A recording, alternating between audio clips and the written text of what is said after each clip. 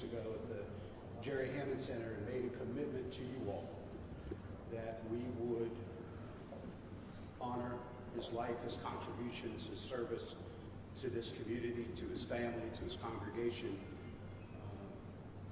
by making every effort to bring whoever did this to justice. So this is an important step forward towards that commitment. Thank you all for being here. To Director Clark, Chief Bryant, our officers, the detectives at the Columbus Division of Police, will hear from Detective Earl Westfall here in a minute, who did some incredible work, along with Assistant Chief Bodker, that I'll introduce to give you more updates. But this is an important moment for justice and accountability in our community. Iman was a pillar of strength, comfort, and clarity. He led by example, uplifting and encouraging countless others through his words, his actions, his leadership, his service. He represented hope and inspiration, no matter the circumstances, and he deserved better than to lose his life to a brutal and senseless act of violence. With a suspect now in custody, I pray that this family and his loved ones can begin to feel a sense of peace and closure. Their grief, but our grief, does not end here. But at the very least, we are at an inflection point. We are beginning to change the trajectory of this story. And we are in possession of new knowledge and information that brings us ever closer toward healing and hope. This family didn't just lose an incredible father and husband and family man.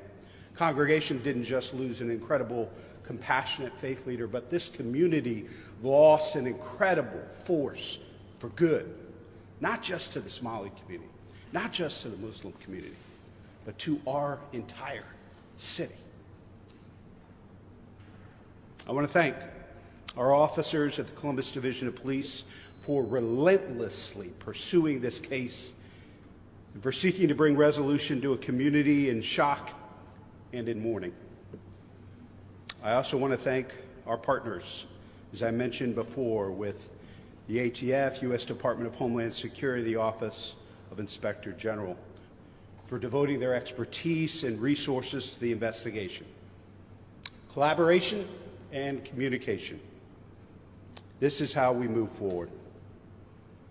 Gun violence remains a devastating and debilitating reality that we must confront together. It upends individuals and communities alike, often fueling future acts of violence. The vicious cycle we are committed to interrupting and ending in the city of Columbus. We must hold the perpetrators of these crimes accountable for their hateful and cowardly actions, and we are. That is why we're working around the clock, taking action on numerous fronts with numerous partners to reduce the violence impacting our neighborhoods throughout our community. We're laying the foundation for a safer, more peaceful Columbus. Now I'd like to introduce Assistant Chief Bodker to share more about the case. Assistant Chief.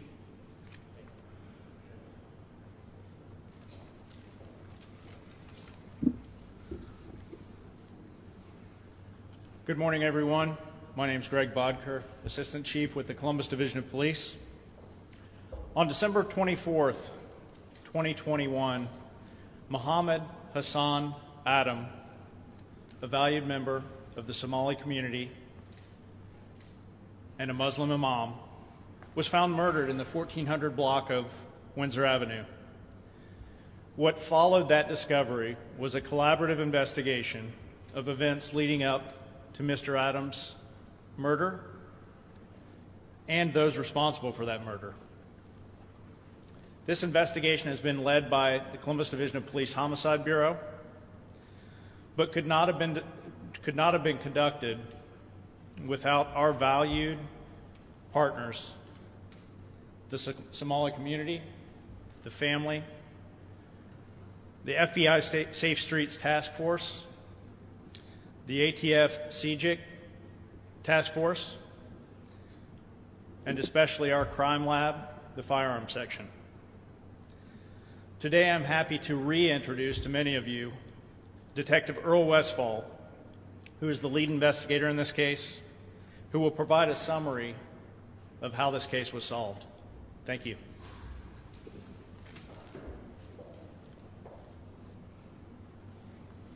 Good morning. Detective Earl Westfall, Columbus Division of Police.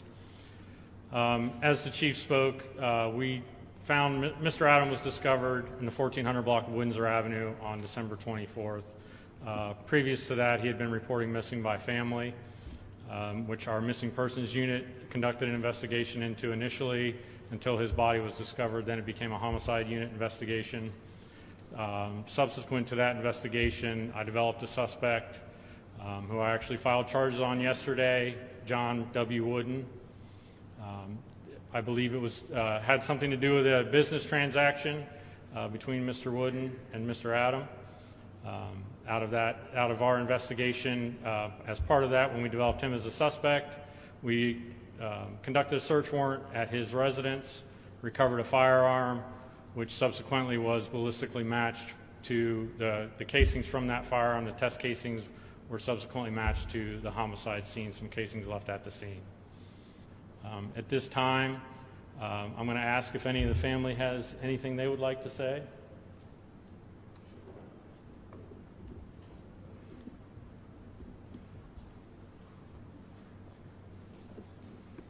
Assalamu alaikum. Thank you so much, Detective Westfall, the law enforcement, the mayor, and the community. I am really happy, and my family are really happy, even though this is the most difficult time that we ever faced. But with your support, we couldn't do anything. There are a lot of cases that are not being solved yet, and I'm hoping that all cases are being solved. However, yesterday was one of the biggest day that we heard that the suspect is under custody, and I hope that we receive justice. And we cannot sit down and sit back until that person is being finalized and the case is being closed. Thank you.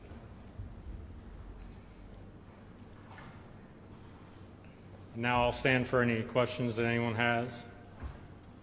Go ahead.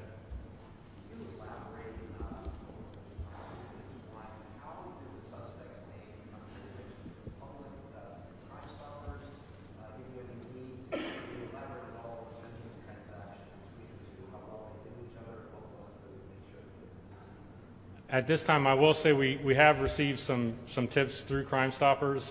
We would like for those to continue to come in. I don't believe this investigation is completely done by any means. As far as the suspect, like I said, there was a business transaction between the two individuals. I don't want to get too much into that, but that's how his name came about and where we move forward from there. Go ahead. I'm sorry, go ahead. He does, yes. He did some time, a considerable amount of time for robbery in the past and is currently on federal probation. Do you believe the suspect acted alone? Are there others you're looking at? I do not believe so, no. I believe there's other people involved and we continue to look for them as well.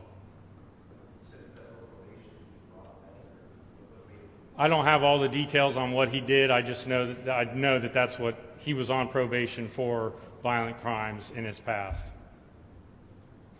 Go ahead. You said you believe there might be more people involved in this. What's your message to the community right now? My message right now is the community's been very helpful, as they always are in these cases.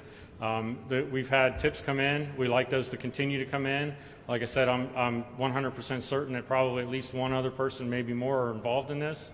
And it's my duty and obligation to the family and the community and Columbus as a whole to get everyone involved with this crime put where they belong, in jail. You spoke about about that the suspect and the imam knew each other. Is there any indication that Mr. Wood was a member of the imam's congregation or that he was somehow targeted because of his faith? Not that I'm aware of. And no, there's no indication that he was targeted based on his faith. Go ahead. My name is Dilayan. I'm with Somaliyey TV. There's a word on the street that say that the suspect and one of the imam's wife used to be dated or his ex-wife. Is there anything that you guys know about that? No, I don't have any indication that tells me that that's the case. How did you locate the suspect? Went to his house for a search warrant, and how was he eventually located to be able to I'm sorry, how was he eventually located? How was he located to make the arrest? He actually showed up at the scene when we were conducting the search warrant on his home. He was taken into custody then. When you guys was there, were you guys there because of the imam or any other application? When you say there, when we were where exactly? The suspect's house.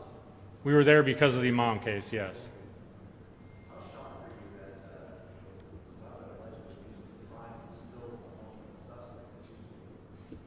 the suspect? It actually happens more often than you would think.